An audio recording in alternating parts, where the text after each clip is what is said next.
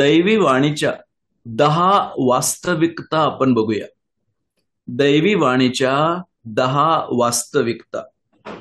सर्वात पहिली बाब त्या वचनात आपण वाचतो, 13 वचन, तेव्हा स्वर्गातून झालेली वाणी मी ऐकली. पहिली बाब, इट्स अ हेवनली व्हॉइस. ही स्वर्गीय वाणी आहे आणि त्याचे 2 पुरावे तिथे आपल्याला दिलेले आढळतात. कशी स्वर्गीय? कारण ही स्वर्गातून झालेली वाणी आहे आणि खाली तिथेच वाचतो आणि आत्मा म्हणत आहे. ही स्वर्गीय वाणी आणि ही आत्म्याची वाणी आहे, यामध्ये तीळ मात्र शंका नाही. खरं पाहता स्वतः योहानाला परमेश्वराने ते दर्शन देऊन प्रगटीकरणाच्या मध्ये आपल्या स्वर्गाच्या सर्व अनुभवातून नेताना आत्म्याच्या द्वारे ह्या गोष्टी त्याला प्रगट केल्या होत्या आणि त्याला म्हटलं होतं, हे लिही. का? कारण हे प्रभू येशू ख्रिस्ताचे प्रगटीकरण आहे. माझ्या प्रिय बंधू बहिणींनो, जे वाक्य आपण इथे आता वाचलं की प्रभूमध्ये मरणारे आतापासून धन्य, पहिली बाब, ही स्वर्गीय वाणी आहे, यामध्ये तीळ मात्र शंका नाही. का बरं? कारण स्वर्ग वेळोवेळी उघडला. जेव्हा त्याला पहिला रक्तसाक्षी म्हणून त्यांनी दगडमार केली तेव्हा स्वर्ग उघडला आणि त्याने पाहिलं की प्रभू उभा राहिलेला आणि त्याचं स्वागत करत असलेला स्टेफन आपल्या प्रत्येकाला ठाऊक आहे. प्रेषितांची कृत्ये 7वा अध्याय. परंतु प्रेषितांची कृत्ये 9वा अध्याय, जो मंडळीचा छळ करण्याकरिता निघालेला होता, स्वर्ग पुन्हा उघडला आणि त्याला म्हटलं, शौला शौला, तू माझा छळ का करत आहेस? तो तर मंडळीतील विश्वासणाऱ्यांचा छळ करत होता, परंतु जे विश्वासणाऱ्यांना होतं ते प्रभूला होतं. प्रभू आपल्या सोबत असतो आणि तिथे त्याचं परिवर्तन झालेलं आपण पाहतो. माझ्या प्रिय बंधू बहिणींनो, स्वर्गातील ह्या अद्भुत गोष्टी जेव्हा त्या रूपांतरित डोंगरावर दाखवण्यात आल्या, सांगण्यात आल्या, आपण काय वाचतो तिथे? स्वर्गातून पुन्हा वाणी झाली आणि एक वाक्य बोललं, हा माझा परमप्रिय पुत्र आहे, याचे तुम्ही ऐका. किती धन्य बाब नाही का आपल्या प्रत्येकाकरिता, की ह्या जगात जगत असताना पहिले करीन 14व्या अध्यायामध्ये आपण वाचतो की वेगवेगळे आवाज आहेत, वेगवेगळे ध्वनी आहेत, वेगवेगळे वाणी आहेत, वेगवेगळे बोलणे आहेत, वेगवेगळे संभाषण आहे, वेगवेगळे सांगणे आहे, वेगवेगळ्या प्रथा, रीती, पद्धती, चाली, रूढी, परंपरा सारखं आपल्यावर बोलत असतात, म्हटलं तर भडीमार करत असतात. अशा या सगळ्या वाणींच्या मध्ये आपल्याला पुढे कोण नेऊ शकतं माहितीये का? प्रभूची वाणी, दैवी वाणी. का बरं? कारण ती स्वर्गीय वाणी. ती वाणी ऐकण्याकरिता तुम्ही आणि मी देवाबरोबर, प्रभूबरोबर, वचनासोबत गुडघ्यावर वैयक्तिकरित्या वेळ घालवल्याने ती वाणी तुम्हाला मला पण धीर आणि धैर्य देते. फक्त हाच एक आवाज, हीच एक वाणी, हेच एक वचन तुम्हाला मला आपल्या ह्या कष्टमय दगदगीच्या जीवनात पुढे जाण्यास सहाय्य करू शकते. एक ही स्वर्गीय वाणी, इट्स अ हेवनली व्हॉइस. परंतु तिथेच पुढे आपण वाचतो, खरेच, इट्स अन ऑनेस्ट व्हॉइस. ही एक सत्य वाणी आहे. कारण तिथे असं वाचलं, आत्मा म्हणतो खरेच. म्हणजे खरं पाहता स्वर्गाला, आत्म्याला, देवाला, त्या वाणीला खरं म्हणून बोलण्याची गरजच नाहीये. कारण परमेश्वराच्या मुखातून निघणारे सर्व शब्द सत्य, खरे आणि अचूक असे आहेत. आणि सत्य, खरे, अचूक असे वचन आपल्या समोर देवाने दिले. म्हणून प्रभू येशू ख्रिस्ताच्या बाबतीत असं म्हटलेलं वाचतो, करिन्थकरास 2 पत्र 1 अध्याय आणि 20व्या वचनामध्ये, देवाची अभिवचने, वचने असेल तर तिथे अभिवचने करायला काही हरकत नाही. देवाची अभिवचने कितीही असोत, त्याच्या ठाई होय हे आहे, म्हणून आम्ही देवाच्या गौरवाला त्याच्याद्वारे आमेन म्हणतो. प्रभू येशू ख्रिस्तामधील दिलेली सर्व वचने, प्रिय बंधू बहिणींनो, ती सकारात्मक आहेत, ती होय आहेत, ती आमेन आहेत. आमेन म्हणजे प्रभू असेच होवो, आपल्याला एवढं माहितीये. परंतु आमेन या शब्दाचे आणखी 6 म्हणजे एकूण 7 अर्थ आहेत. त्यापैकी एक असं म्हटलं तर प्रगटीकरणाच्या 2ऱ्या अध्यायामध्ये आपण वाचतो, आणि जो आमेन तो तुला बोलत आहे. आमेन हे प्रभू येशू ख्रिस्ताचं नाव आहे. आमेन या शब्दाचा अर्थ कधी न बदलणारे सत्य, काही वेळा तर अक्षरशः आमेन आमेन. आपण स्तोत्रामध्ये पण वाचाल आणि प्रभूच्या इतर वचनांमध्ये पण आपल्याला आढळून येईल, आमेन आमेन. म्हणजे काय? कधी न बदलणारे सत्य, कधी न बदलणारे सत्य मी सांगत आहे. माझ्या प्रिय बंधू बहिणींनो, ही सत्य वाणी आहे. आणि म्हणून ह्या वाणीमध्ये काही धूर्त नाही, धूर्त हेतू नाही, धूर्त उद्देश नाही. ती सरळ, स्पष्ट, पारदर्शक आहे. त्यामध्ये काही लपंडाव नाही. तुम्हाला हे आवडो की न आवडो, तुम्ही हे मान्य करो की न मान्य करो, तुम्ही यावर विश्वास ठेवो की न ठेवो, तुम्ही ह्याचं अनुकरण करो की न करो, आज्ञा पालन करो की अवज्ञा करो, सांगितलेल्या वचनाप्रमाणे सर्व गोष्टी झाल्या आहेत, होत आहेत आणि होणार आहेत. ही एक स्वर्गीय वाणी. दोन, ती सत्यवाणी. आणि म्हणून जर आपण ह्या प्रभूच्या मागे चालणारे या धन्यतेचा अनुभव जर घेऊ इच्छित आहोत, तर माहितीये काय आपल्याकडनं अपेक्षा केली आहे? मत्ते 5:37 मध्ये म्हटलं आहे, तर तुमचे बोलणे होय तर होय, नाही तर नाही एवढेच असावे, याहून जे अधिक ते वाईटापासून आहे.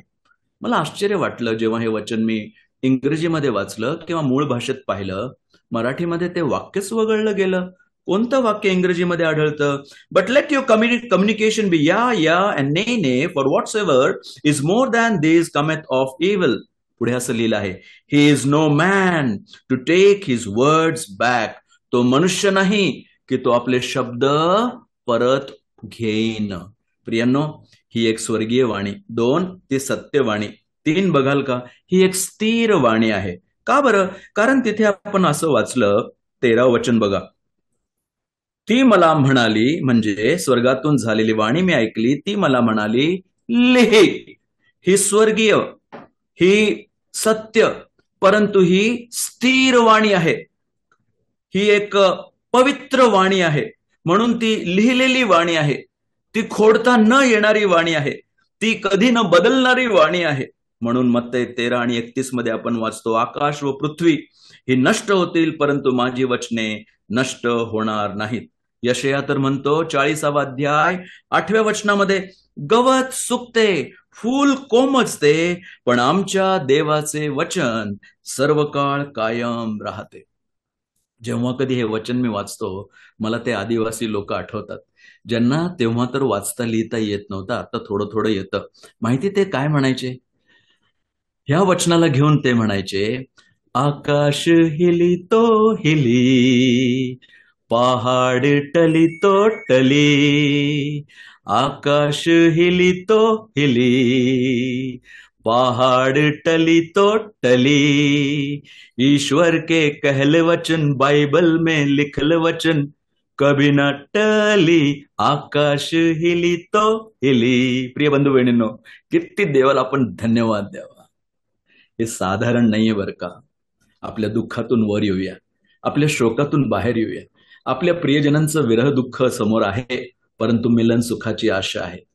कारण हे बोललेली वाणी ही दैवी आहे. त्याच्या 10 वास्तविकता आपण बघत आहोत. त्यातील पहिलं स्वर्गीय वाणी, 2 सत्यवाणी, 3 स्थिर वाणी.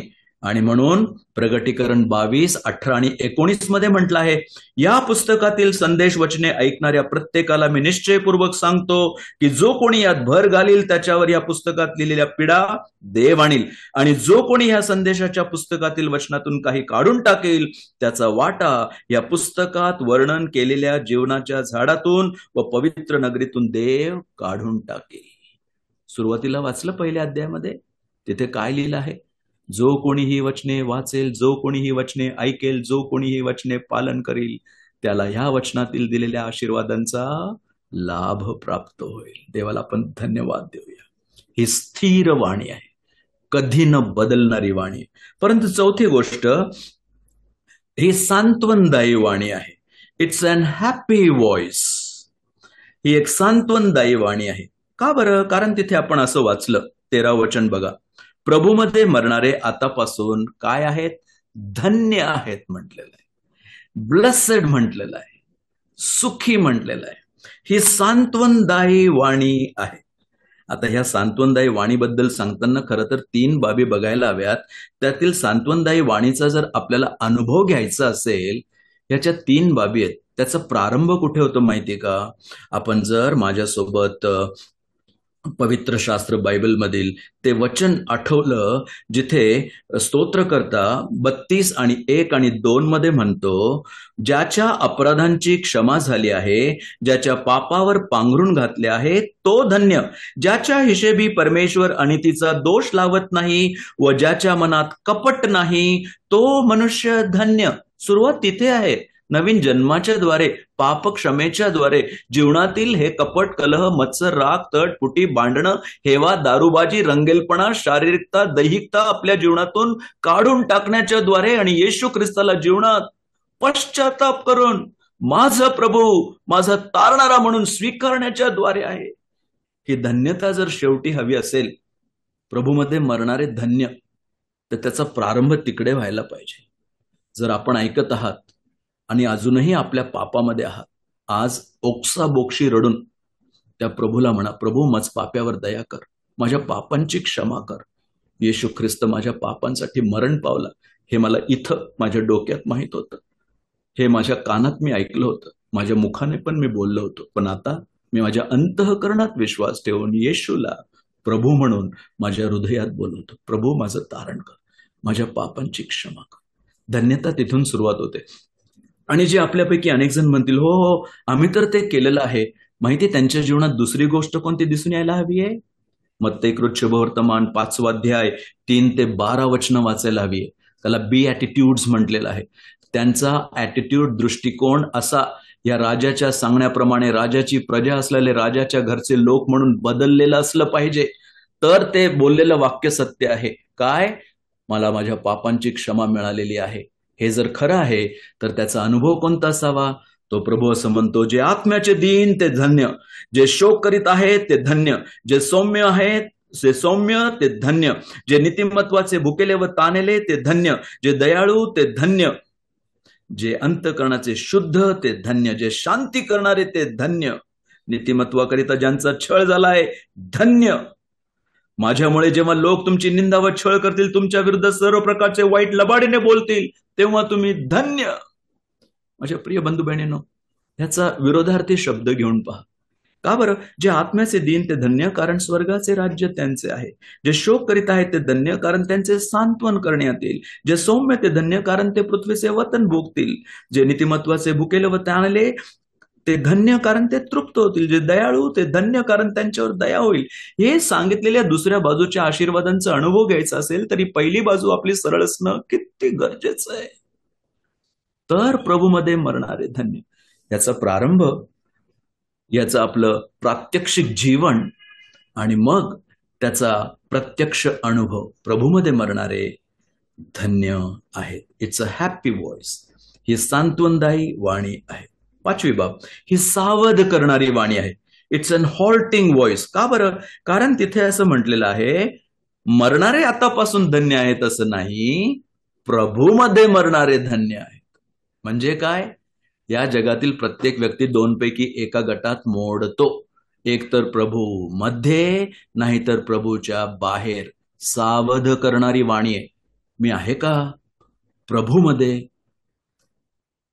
ख्रिस्ती धर्मामध्ये नव्हे, ख्रिस्ती समाजामध्ये नव्हे, ख्रिस्ती बाबी गोष्टी सण ह्यामध्ये नव्हे, मी ख्रिस्तामध्ये, मी प्रभूमध्ये आहे का?